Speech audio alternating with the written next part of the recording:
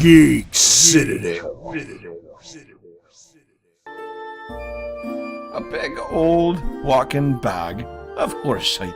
What did you call me? Oh, I just referred to you as a large container of animal feces. Animal feces? You know, creature droppings. You're lucky I'm hungry. Otherwise, you'd be dead. Well, why don't you just come over here and eat me? The Quest for Glory series is one of my favorite adventure game loves, and introduced me to a more open-ended style of adventure game, with a class system and an entertaining combat system. Infamous Quest clearly loved that series as well, as Quest for Infamy embraces everything that made that series great. Instead of chasing after glory, the goal is to be as much of a terrible person as you can possibly muster. The roguishly handsome star of Quest for Infamy is Rome. He is wanted for sleeping with a very powerful man's daughter, and he decided to hide himself away in a small town plagued by strange cultists and a strict sheriff.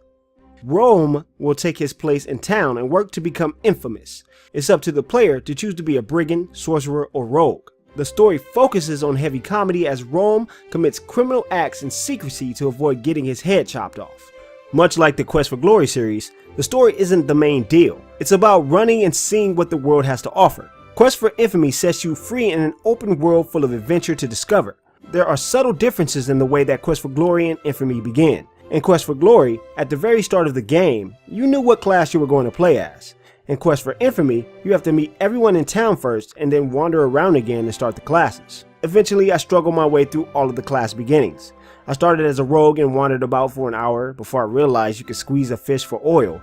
Next, I attempted to play as a brigand and learned that I had to melt a weapon down into a medallion. I couldn't quite figure out how to do this, so I switched over to try out the magic class, which to my surprise was the easiest to complete out of all of them. You just stab a dead head in the face and take its blood back to our Doctor Strange lookalike. And to you, my good man.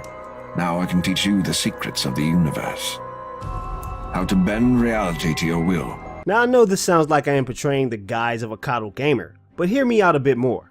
Eventually I got past all of the humps and was able to take on the journey like normal. I was a proud rogue who discovered his place in the world and found other compatriots just like me. I gathered the tools I needed and headed back to town to commit some robbery.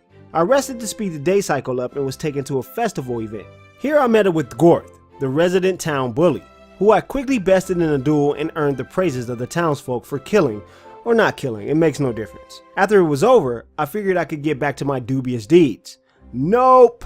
The game instead took me home and made Rome go to sleep. I was a bit peeved, but I figured I would just fast forward time again and get back at it. Instead of any of that happening, Rome died from lack of food intake.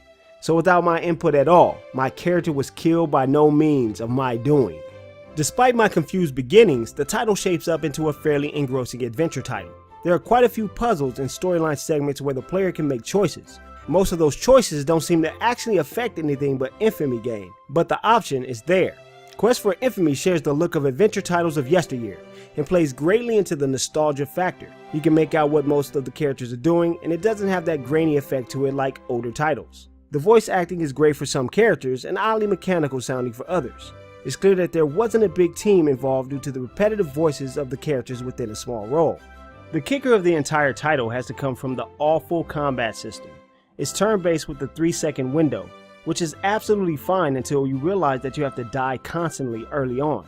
Prepare to flail about like an action figure jostled about in a child's hands.